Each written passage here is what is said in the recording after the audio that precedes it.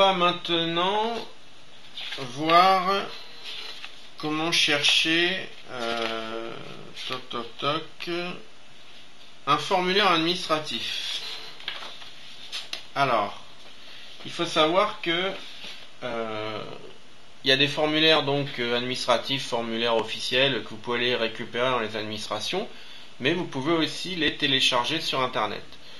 Vous avez un site par exemple assez connu qui s'appelle servicepublic.fr qui vous permet de récupérer des formulaires administratifs officiels comme un acte de naissance, un permis de conduire, etc. Prenons par exemple une demande de permis de conduire. Donc dans ce cas-là, je peux taper le nom du formulaire, demande de permis de conduire, et puis le nom formulaire, pourquoi pas. Alors si je tape que ça, je vais trouver des sites qui devraient me le proposer, mais sinon, comme je le disais, il y a un site assez connu qui s'appelle Service Public, donc je peux taper ici Service Public, et je vais tomber en fait sur le site. Donc là je tape beaucoup de mots, mais je suis sûr de moi. Hop, je fais entrer. Voilà. Là, par exemple, je vais tomber ici directement sur le site vaudroit.service-public.fr.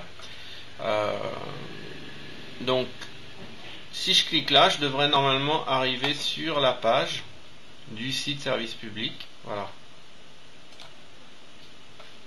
Je tombe bien sur le site servicepublic.fr. Alors, j'aurais pu aller sur ce site d'abord et ensuite chercher dans les formulaires, mais j'y aurais passé plus de temps. C'est ce qu'on avait fait pour les pages jaunes. J'avais d'abord été sur le site des pages jaunes, et sur le site des pages jaunes, j'avais cherché l'adresse du dentiste. Là, si je fais pareil, ça va être plus long. Là, le fait de taper dans Google demande de permis de conduire a fait que Google m'a donné directement la page correspondant à la demande de permis de conduire. Ça m'a évité de chercher sur le site. Pourquoi ? Parce que je le répète encore une fois, ce sont les pages qui sont référencées indépendamment et non pas le site seulement, non pas la page d'accueil du site seulement.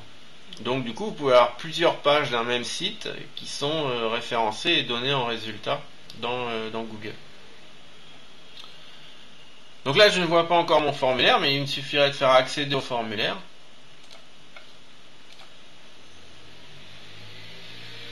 Et là, je vais tomber donc sur le formulaire papier. Alors attention, là ce n'est pas un formulaire web, ce n'est pas quelque chose que l'on remplit en ligne et où les informations sont envoyées dans la base de données du serveur. Là c'est un papier qu'il faut imprimer, il faut avoir une imprimante, et puis après vous le remplissez au stylo et vous le postez. Mais par contre, on gagne du temps, au lieu d'aller le récupérer à l'administration, là on le récupère en 2 secondes sur le site internet. C'est un formulaire officiel CERFA. Alors justement, si vous voulez l'imprimer, vous pourriez par exemple cliquer sur le petit icône là qui représente une imprimante, ou faire un clic droit avec votre souris. Normalement, là il ne propose pas, par contre, normalement des fois il vous propose l'option imprimer. Ou sinon, si vous avez le menu fichier dans le navigateur, vous avez la fonction imprimer.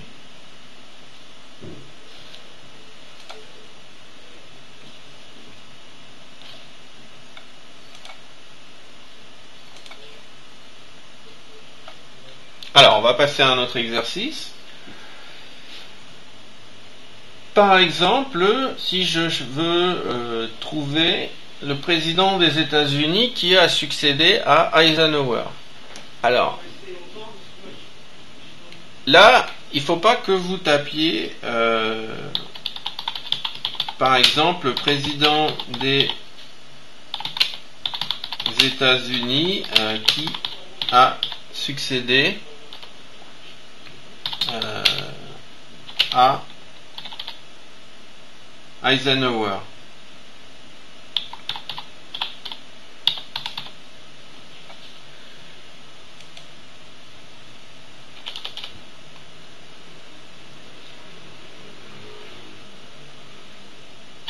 Hop, j'ai fait une petite faute, voilà. Si vous tapez président des États-Unis qui a succédé à Eisenhower, vous risquez de ne pas trouver. Alors pourquoi? Parce que pour l'instant, les moteurs de recherche ne sont pas encore dotés d'intelligence. Ils ne comprennent pas votre question. La seule chose que font les programmes, les robots, c'est que, comme je vous l'ai dit, ils analysent les pages sur les serveurs, ils analysent les mots qui sont dans les pages, dans les articles, et ils les indexent dans leur base de données, sans comprendre le sens des mots, si vous voulez. Donc si vous tapez des mots comme succéder ou Eisenhower, ça implique qu'il faut que le mot soit contenu dans la page. Or, ça voudrait dire qu'il faudrait qu'il y ait quelqu'un qui ait créé un site et qui ait écrit dans un article le président des États-Unis qui a succédé à Eisenhower et c'est peu probable. Donc vous risquez de ne pas trouver. Ça veut dire que ça, c'est le genre de choses qui n'existe pas, c'est-à-dire qu'il n'y a pas d'article qui ont été écrits dans lequel on a tous ces mots, donc vous ne les trouverez pas en résultat directement. Encore que là, on peut avoir une chance de le trouver, mais si je vous dis, par exemple, trouvez-moi le troisième président qui a succédé à Eisenhower, il est évident que si vous tapez troisième et Eisenhower, vous ne trouverez pas, puisque quelqu'un va pas écrire un article en écrivant le troisième président qui a succédé à Eisenhower, et ça n'a pas de sens, on va pas écrire ça. Donc en fait, il faut vous imaginer qu'est-ce qui a été écrit dans un article pour que vous puissiez trouver la réponse. Donc là, si un site internet a été créé sur les présidents des États-Unis, il y aura certainement écrit les mots président des États-Unis. Donc du coup là, il faut plutôt que vous partiez d'une recherche générale, c'est-à-dire juste taper président des États-Unis ou liste des présidents des États-Unis, vous serez au moins sûr de trouver la liste de présidents des États-Unis. Et du coup, si Google n'est pas capable, ou si aucun site n'est capable de vous donner la réponse à ma question, vous allez la trouver vous-même. Regardez, là je vais taper président des États-Unis, Google va me trouver des sites qui me proposent la liste des présidents, comme par exemple Wikipédia ou Thucydide.com, etc. Donc je vais prendre le premier, par exemple Wikipédia. Je vais sur le site de Wikipédia. Je vais chercher la liste. Là ça tombe bien, j'ai la liste ici dans le sommaire. Et je vois que les présidents sont classés par date. Alors je ne sais pas en quelle date exactement est Eisenhower, mais c'est pas grave, je vais faire défiler ma liste jusqu'à ce que je trouve Eisenhower.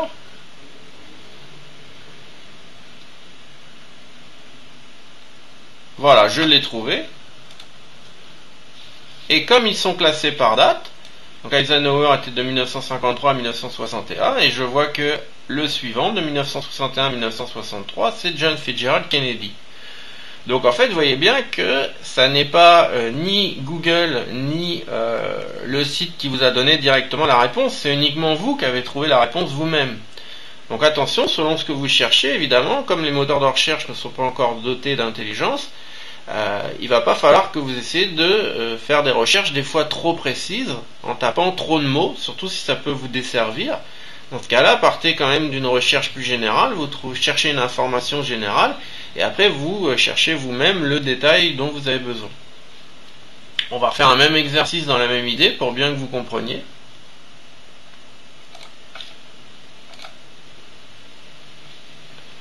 On était sur les présidents, mais par exemple si je cherche sur des films qui ont été tournés par exemple par une actrice, prenons l'actrice par exemple Debra Winger, elle a tourné un film qui s'appelle Urban Cowboy, et donc du coup après ce film-là, elle en a tourné un autre l'année suivante.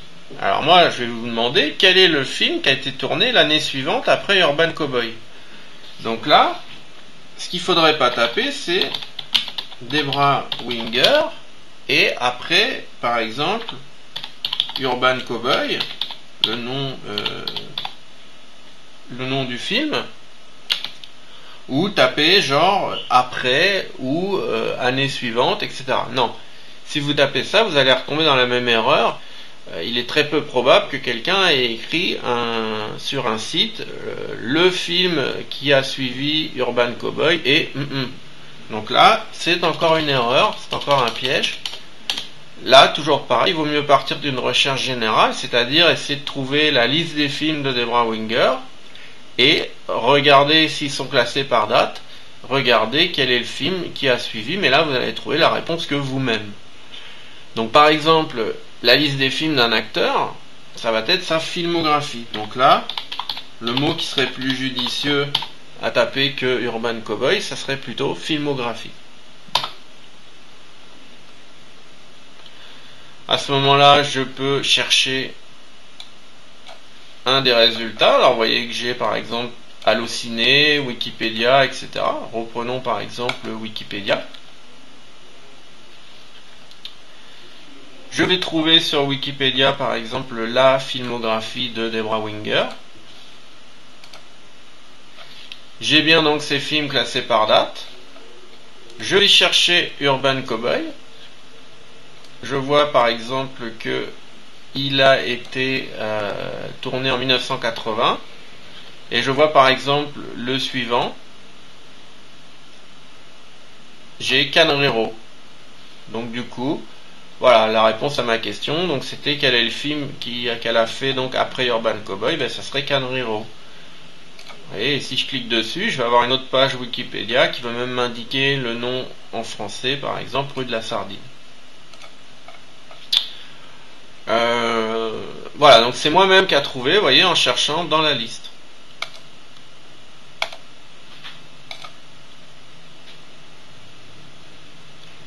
Alors, dernier petit exercice.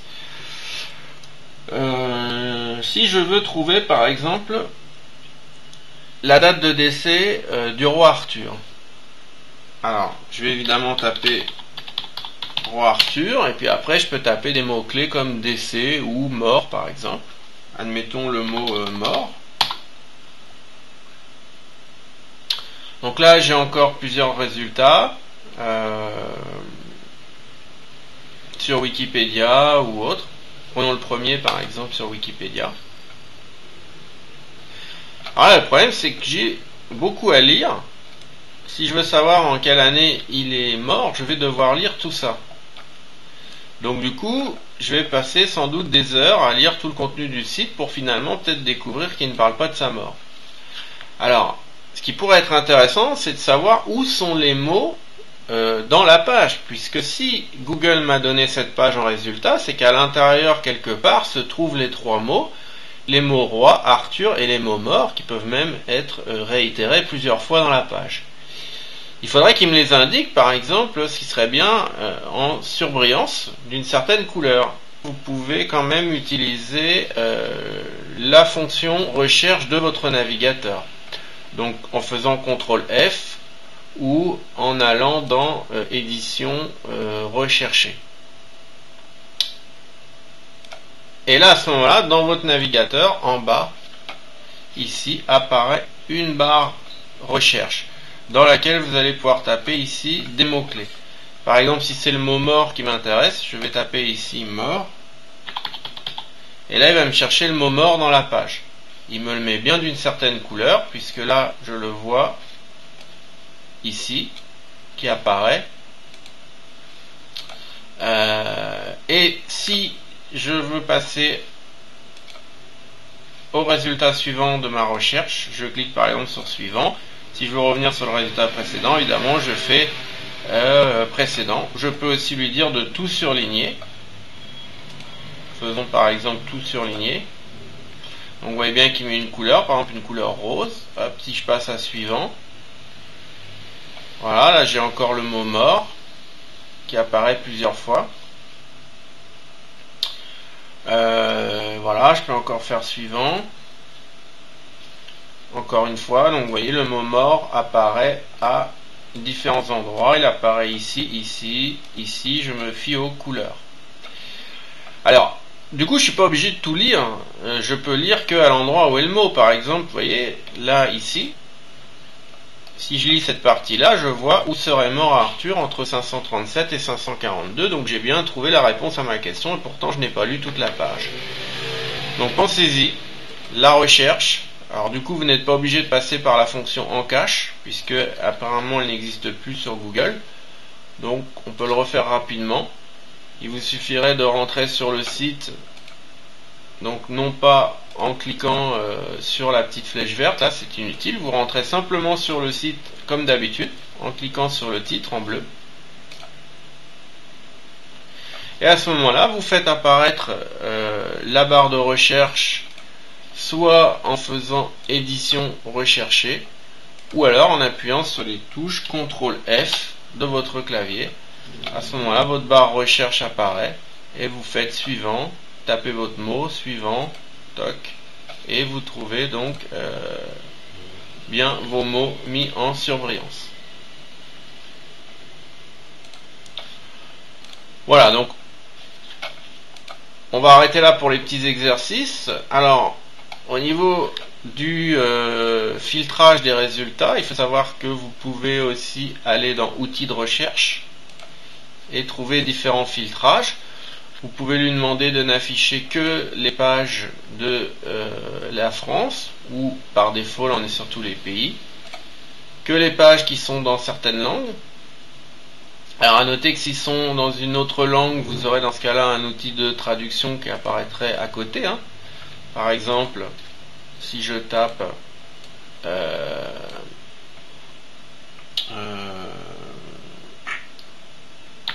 King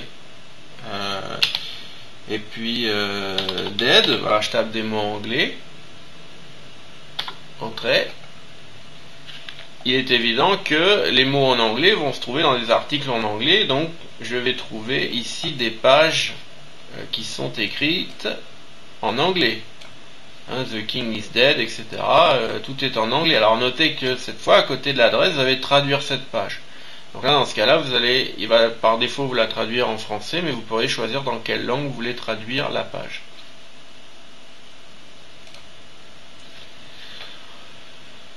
Sinon, vous pouvez aussi filtrer les résultats, donc toujours dans outils de recherche par date. C'est-à-dire là, je suis sur date indifférente, donc il affiche tous les résultats qui existent, mais je pourrais uniquement afficher les résultats datant de moins d'un an, donc les pages qui ont été mises à jour depuis moins d'un an, moins d'un mois, moins d'une semaine, etc. Si je veux vraiment trouver des choses très récentes au niveau des publications. Voilà, au niveau aussi du lieu, etc. Vous pouvez vraiment donc avoir quelques outils de filtrage. Sinon, vous pouvez aussi cliquer sur la petite roue donc qui est ici pour aller dans les paramètres de recherche. Paramètres de recherche. Là, vous allez pouvoir faire différents réglages. Donc, qu'est-ce qui peut être intéressant? Le nombre de résultats que vous voulez afficher par page. La recherche instantanée. Si vous voulez ne pas afficher la recherche instantanée, c'est-à-dire au fur et à mesure que vous tapez, il affiche les résultats. Dans ce cas-là, il faudra appuyer sur la touche Entrée. Donc là, vous pouvez choisir le nombre de résultats par page. Sinon, si vous êtes en recherche instantanée, vous ne pouvez pas choisir le nombre de résultats par page. Voilà, des paramétrages au niveau de la langue, au niveau de la position. Bon, différents paramétrages de recherche ici. Alors, pour la recherche avancée, donc si je tape le roi Arthur mort, donc je vois que j'ai une petite roue ici dans laquelle donc on avait vu déjà par exemple les paramètres de recherche comme le nombre de résultats qu'on affiche dans la page, si on utilise la recherche instantanée ou pas, etc. Donc, mais un peu plus bas on a la recherche avancée. Donc par défaut, quand vous tapez des mots, il cherche que tous les mots soient dans la page. Donc, il se met sur tous les mots suivants. Donc là, par exemple, ça veut dire qu'il faut que les 3 mots soient dans la page. Le problème, c'est que ils peuvent être à des endroits différents dans la page. Par exemple, je peux avoir dans une phrase de ma page écrit le roi d'Agobert, et puis dans une phrase un peu plus loin écrit Arthur Rimbaud.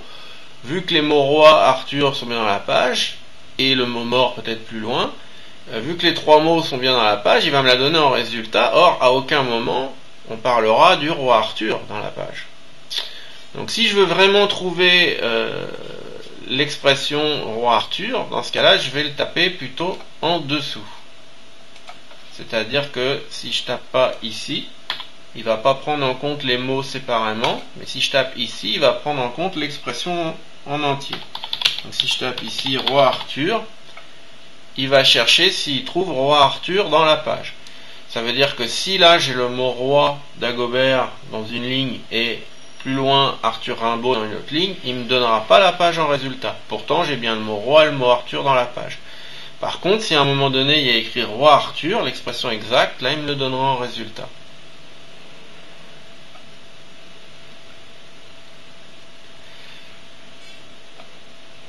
L'un des mots suivants, par exemple si je tape mort décès, ça veut dire que il va me donner les pages qui contiennent le mot mort, ou le mot décès, ou le mot mort et décès. Donc là j'ai un champ plus vaste de résultats. Je suis pas sûr d'avoir écrit correctement décès. Peut-être plutôt comme ça. Bon, à vérifier l'orthographe. Voilà, donc j'ai un champ plus vaste de résultats. Alors que si je tape dans tous les mots suivants, il faut obligatoirement que tous les mots soient compris dans la page. Je peux aussi exclure des mots. Par exemple, si je tape tiret, non, il n'y a pas besoin de taper tiret, pardon. Si je tape film, dans ce cas-là, si le mot film est dans la page, il ne me la donnera pas en résultat. Même s'il y a le mot mort, même s'il y a le mot mort ou roi Arthur dans la page, à partir du moment où il y a le mot film, je ne l'aurai pas en résultat. Donc là, je vais exclure des résultats. Donc faites attention à bien choisir vos mots. Dans ce cas-là, vous risquez de passer à côté de certains résultats.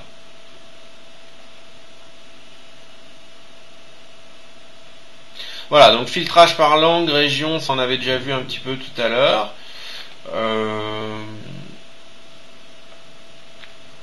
Voilà, terme apparaissant, alors par défaut il est sur n'importe où dans la page, mais vous pourriez choisir que ce soit uniquement dans le titre de la page, ou par exemple dans l'URL de la page, c'est-à-dire l'adresse en haut http www, si vous voulez que ce soit dans le nom de domaine du site, si vous voulez que les mots soient dans l'URL du site. Bon. Là, on est vraiment dans des cas de recherche plus poussés. On va laisser sur n'importe où par défaut. Voilà. Donc vous regarderez, il peut y avoir donc dans les fonctions de recherche avancées des choses assez intéressantes, comme notamment ces fonctions-là. Voilà, donc je crois qu'on a à peu près fait le tour donc de comment faire une recherche dans Google. Après, bon, c'est surtout avec la pratique qu'on s'améliore, évidemment. Je vous remercie, je vous dis à bientôt pour un prochain tutoriel.